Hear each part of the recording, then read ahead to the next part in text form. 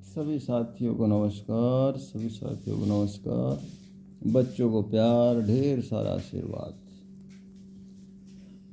साथियों, आज जीवन का सार, जीवन का सारांश जो मेरे अनुसार अपनी क्षमताओं के अनुसार सभी जीवन का सार या जीवन को समझने का अपना अभिव्यक्ति देते हैं। तो मैं अपने अनुसार जीवन को किस तरह से बताना चाहता हूँ, इस वीडियो में देखना कि हम जीवन का क्या सार है आज ये सोचते हैं तो जीवन में कैसे मतलब अच्छा एक संतुष्टपूर्ण जीवन हो, अच्छा बने, संतुष्टि हो जीवन, जो ये हम कहेंगे कि मध्य स्तर का ही जीवन ये सब हमें दे सकता है। मध्य स्तर में तो हमें आना ही पड़ेगा, ना ज़्यादा गरीब ना ज़्यादा अमीर। जीवन को हम कितना भी विलासपूर्ण बना लें, कितनी वस्तुओं को सोचें ये हमारे पास हो, ये हम धनाढ्य हों, हम ऊंचे उठते जाएं, हमें भोग विलासिता, कोई लिमिट नहीं है इसकी दुनिया में। और इसी तरह से जीवन को कितना हम अभाव में बनाएं, अभाव में रख सकते हैं, इसकी भी कोई लिमिट नहीं है। हम कितना निम्न जीवन जी सकते हैं। जीवन रेखा क्या है? यह रेखा अपनी जो दुनिया है, आज के हम पैदा हुए हैं इस दुनिया में, इस समय की दुनिया, देश, समाज, गांव, पड़ोस से तुलना करने पर ही हमें पता चलता है। जो हम बीच में रहेंगे, मध्य में रहते हैं, रहने से हम पता लग जाएगा, संतुष्टि हमें प्राप्त हो सकती है। न ज़्यादा ऊंचे जाएंगे तो संतुष्टि वहाँ पर हमारी डिस्टर्ब होगी, और नीचे रहेंगे तो भी हमारी संतुष्टि डिस्टर्ब होगी। और नीचे तो हम जो है एक दया का पात्र बनते रहेंगे, ऊपर जाने से तो बहुत गड़बड़ है। मध्य में रहने से ही हमें आनंद है, मध्य में रहने से ही हम जीवन को समझ सकते हैं। जितनी खाने पीने की वस्तुएं हैं, जीवन की आवश्यक वस्तुएं हैं, वे हमारे पास होनी चाहिए। जीवन की सभी सामग्री औसत रूप से हमारे पास होनी चाहिए। बस इतना में ही हम सब कुछ जीवन को समझ सकते हैं। जीवन को बनाने में जो बड़ी बात है, इसमें कि जीवन कैसे बनता है, हम कैसे इसको जो है ना पूर्ण रूप से समझने की कगार पर आ जाते हैं लास्ट में। इसमें हमें सबसे पहले सोचना पड़ेगा कि जीवन में जो हमारा शरीर है, जो हमारा ये भी हमारा शरीर भी हमारे दादा दादी नाना नाना के गुणों से, माँ बाप पूर्वजों से आते हैं। सेल्स, कोशिकाएं, टिश्यूज उन जिनसों से आते हैं। जो इसमें और दूसरी बात जो नहीं समझ पाते, वो बिल्कुल फैक्ट बात है, वह है मस्तिष्क की जो बायोलॉजिकल रचना है, वह भी दादा दादी नाना नाना से आते हैं, माँ बाप से आती है, हमारे पूर्वजों के जीन्स से आती है। मस्तिष्क की हर क्षेत्र के भाग या हर टिश्यूज, हर कोशिकाओं के झुंड, ये सब हमारे वहीं से आते हैं। मस्तिष्क की जो मेन वस्तु है, मुख्य वस्तु जो है उसकी जो मस्तिष्क की है वह न्यूरॉन्स की कोशिकाएं, न्यूरॉन्स के झुंड हैं। न्यूरॉन्स जो सिस्टम है वो भी हमारे वहीं से आते हैं। और न्यूरॉन्स कितने परिपक्व हैं, कोशिकाएं कैसी हैं, किस तरह से निर्णय लेती हैं, कैसे हमारी बात मान जाती हैं, कैसे अड़ जाती हैं, न्यूरॉन्स भी उसमें बहुत अपने रोल अदा करता है। तो ये भी हमारे माँ बाप से, दादा दादी से, नाना नानी से, पूर्वज से आता है। कितनी संख्या में आते हैं ये सिस्टम, ये कितना प्रभावशाली आता है।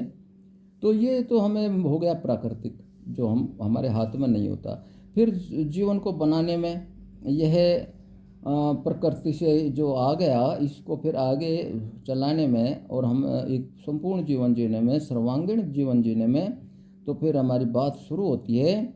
ये माँ बाप से निर्मित होने के बाद ये सिस्टम फिर हमारा, जब हम थोड़ा सोचने समझने लगते हैं, 2 साल का, 3 साल का और 2-3 साल का ही बच्चा तो अपना सिस्टम जो है ना थोड़ा सक्रिय होने पर अपना कार्य शुरू कर देता है। यह भाग सक्रिय होने पर अपनी गति पकड़ने लगता है, और यह गति पकड़ने का सूझबूझ शुरू हो जाती है, इंसाइट शुरू हो जाता है। इसमें जो है ना अब सारी क्रियाएं चालू होने लगती हैं, हो जाती हैं, और ये बातों का संग्रह करना शुरू कर देता है। थोड़ा समझना, थोड़ा जो अनुभव करना, सीखना शुरू करने में लग जाता है, जो आजीवन चलती रहती है। फिर ये प्रक्रिया फिर तो ये बाद में है, प्रक्रिया जो है लास्ट तक चलती है। बाद में कब बंद होती है वो आगे बताएंगे।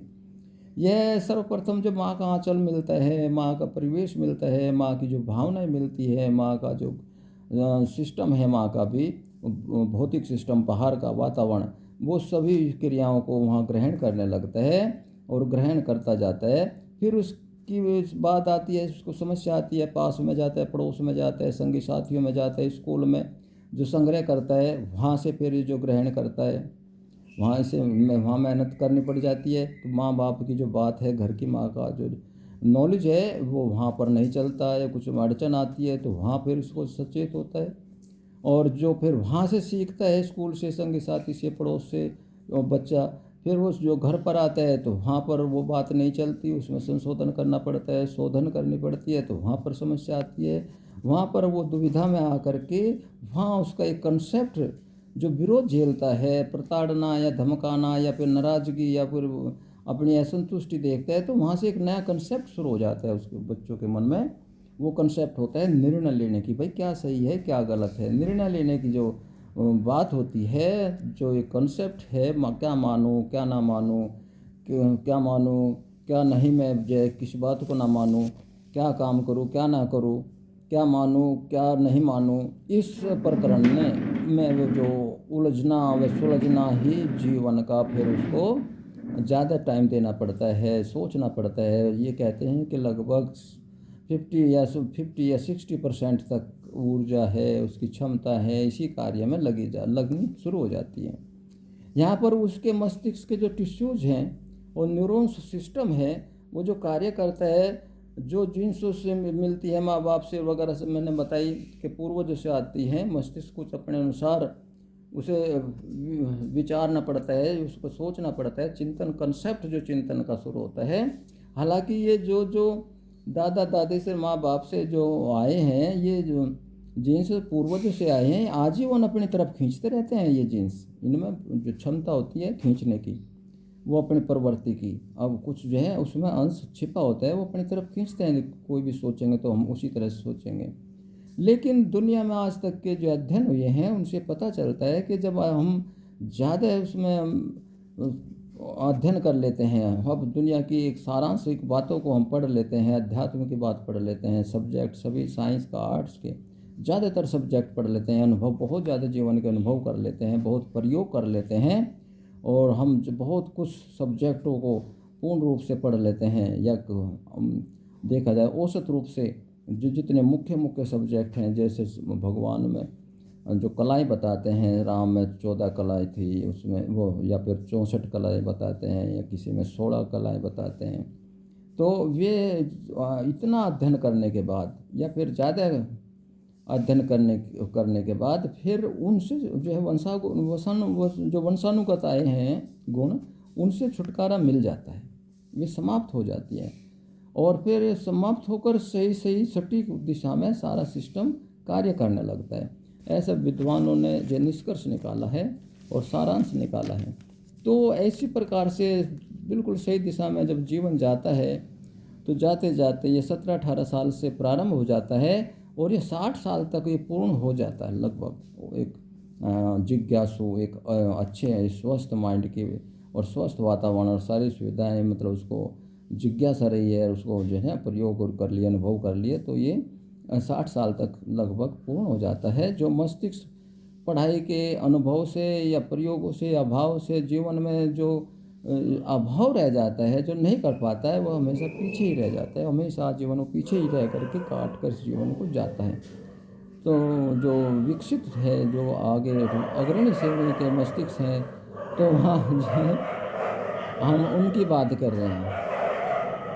उम्र में पूर्ण विकसित होने पर जब जब वह जिज्ञासु व्यक्ति व जिज्ञासु मस्तिष्क जब हो जाता है, पूर्ण विकसित हो जाता है, तो फिर वो एक उसमें अवसाद आता है, अर्थात एक बात में परिवर्तन आता है कि वह कार्य में ज़्यादा ऊंचे लगने में, कमाने में या संग्रह करने की प्रवृत्ति छोड़ करके वह समाज को अपनी बातें बताने लगता है। वह मस्तिष्क समाज को जीवन सरल बनाने के उपदेश देना प्रारंभ कर देता है, और ये जो है करता करता वो 70-75 साल में जा कर के वो इस कार्य में भी थोड़ी रुचि कम लेने लगता है।